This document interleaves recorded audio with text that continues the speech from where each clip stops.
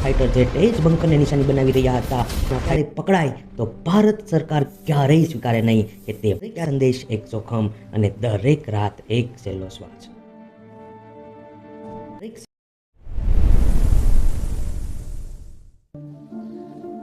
આઝાદ ભારતના ઇતિહાસમાં એવા અનેક નામ છે જે ક્યારેય લખાયા નથી, એવા ચહેરા છે જે ક્યારેય દેખાયા નથી, અને એવા પણ બલિદાન છે જે ક્યારેય સ્વીકારાયા નથી.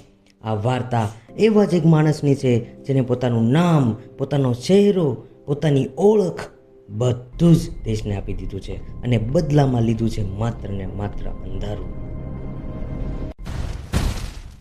વર્ષ હતું 1971. ભારત અને પાકિસ્તાન વચ્ચે તણાવ ચરમસીમાએ હતો. પૂર્વ પાકિસ્તાનમાં લાખો બાંગ્લાદેશી નાગરિકો પર અત્યાચાર થઈ રહ્યા હતા.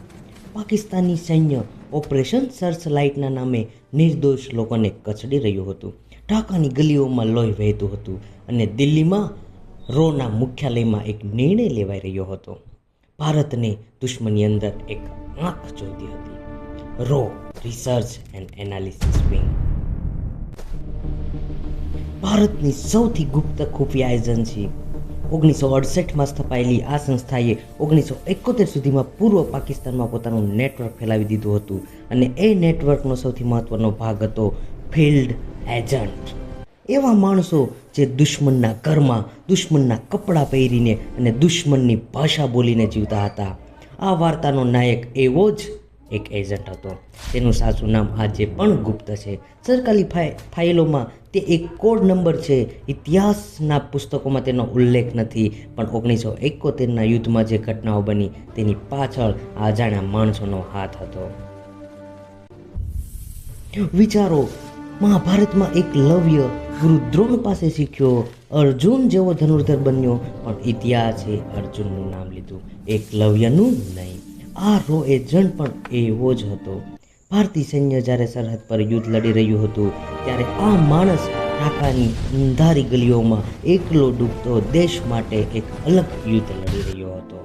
રો ના ભૂતપૂર્વ અધિકારી બી રામન એ પોતાની આત્મકથા ધ કોબોય ઓફ રોમાં લખ્યું છે કે 1971ના યુદ્ધ દરમિયાન ઢાકામાં રોમાં કેટલાક એજન્ટો એવા હતા જેઓ ત્યાંના સ્થાનિક નાગરિકો તરીકે રહેતા હતા.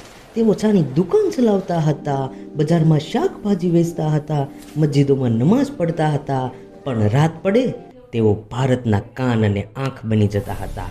આ એજન્ટો પણ એવો જ હતો. તે ઢાકામાં એક સામાન્ય વ્યાપારી તરીકે રહેતો હતો. તેની પાસે બનાવટી ઓળખ હતી, બનાવટી ઇતિહાસ હતો અને બનાવટી પરિવાર પણ હતો. રોની ભાષામાં તે ડીપ કવર એજન્ટ હતો, એટલે કે જો તે ક્યારેય પકડાય તો ભારત સરકાર ક્યારેય સ્વીકારે નહીં કે તે ભારતનો માણસ હતો. આ એ કિંમત હતી જે તેને ચૂકવવાની હતી. 1971ના ઓક્ટોબર-નવેમ્બર મહિનામાં ભારત પાકિસ્તાન યુદ્ધ શરૂ થવાના થોડા અઠવાડિયા પહેલાં આ એજન્ટને ખ્યાલ આવ્યો કે પાકિસ્તાની સૈન્ય ઢાકાની ચારે બાજુ સંરક્ષણ વ્યૂહ ગોઠવી રહ્યું છે. જનરલ નિયાઝીના નેતૃત્વ હેઠળ પાકિસ્તાની ફૌજ ઢાકાને અભેદ્ય કિલ્લો બનાવવા માંગતી હતી.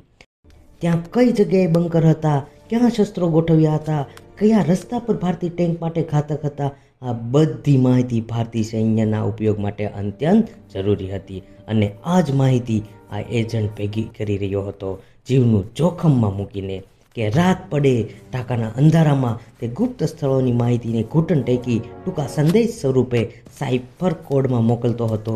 દરેક સંદેશ એક જોખમ અને દરેક રાત એક છેલ્લો શ્વાસ.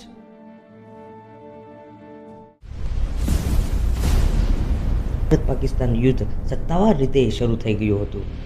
ભારત સૈન્ય ત્રણેય દિશાઓથી ઢાકા તરફ ધસી રહ્યું હતું અને અકાળ રીતે ભારતીય ટેન્ક એ જ રસ્તો લઈ રહ્યા હતા જ્યાં પાકિસ્તાની સૈન્ય ઓછામાં ઓછું તૈયાર હતું. ભારતીય એરફોર્સના ફાઇટર જેટ એ જ બંકરને નિશાની બનાવી રહ્યા હતા જ્યાં ખરેખર દારૂગોળો સંગ્રહાયેલો હતો. આ ઇત્તેફાક ન હતો. ડિસેમ્બર 16, 1971 જનરલ નિયાઝી એ ઢાકામાં ભારત સામે આત્મસમર્પણ કર્યું. 93,000 પાકિસ્તાની સૈનિકો. ઇતિહાસનું સૌથી મોટું આત્મસમર્પણ. બાંગ્લાદેશ આઝાદ થયું, ભારત પણ જીત્યું. દિલ્હીમાં ઉત્સવો થયા, ઇન્દિરા ગાંધી દુર્ગાના નામે ઓળખવા લાગ્યા. ફિલ્ડ માર્શલ સેમ માણેકશોના ઇતિહાસનું નામ બન્યું. પણ ઢાકામાં એ અજાણ્યો માણસ ક્યાં ગયો જે કોઈને નથી ખબર. રોના ઘણા ભૂતપૂર્વ અધિકારીઓ જેઓ 2000ની સાલ પછી નિવૃત્ત થયા તેઓ નોન એટ્રીબ્યુશન ઇન્ટરવ્યૂમાં પણ કહે છે કે 1971ના યુદ્ધ પછી ઢાકામાં રોના ઘણા ફિલ્ડ એજન્ટો ક્યારેય ભારત પાછા ફર્યા નથી. કેટલાયની ઓળખ ઉઘડી ગઈ, કેટલાય ગુમ થઈ ગયા, તો કેટલાક ત્યાં જ નવી ઓળખ સ્વીકારી પણ લીધી છે. અને સરકારી રેકોર્ડ ત્યાં ફક્ત એક જ નોંધ કે મિશન અકમ્પ્લિશ. ક્યારેય કોઈ નામ નહીં, ક્યારેય કોઈ શહેરો નહીં ને ક્યારેય કોઈ સ્મારક નહીં. આ જ ગુપ્ત યુદ્ધ, આ જ છે ગુપ્ત યુદ્ધ જ્યાં જીતનો યશ ઇતિહાસ લે છે અને કિંમત ચૂકવે છે અજાણ્યો માણસ જે ક્યારેય ઘરે ન પહોંચ્યો. મહાભારતમાં એકલવ્ય ગુરુ દ્રોણને અંગૂઠો આપ્યો, ઓળખ ગુમ કરી. આ રો એજન્ટ ભારત માતાને પોતાનું આખું અસ્તિત્વ આપ્યું અને ઇતિહાસ ક્યારેય પૂછ્યું નહીં કે તું ક્યાં ગયો. આઝાદ ભારત ઇતિહાસના પ્રત્યેક પાને એક નામ ફૂટે છે. એ નામ ક્યારેય લખાયું નહીં, પણ જ્યારે પણ ભારતનો તિરંગો જુઓ ત્યારે યાદ રાખજો, આ રંગ ફક્ત ઇતિહાસના નાયકોના લોહીથી નહીં, પરંતુ ઇતિહાસ ભૂલી ગયેલા અજાણા ચહેરાના મૌનના બલિદાનથી રંગાયો છે.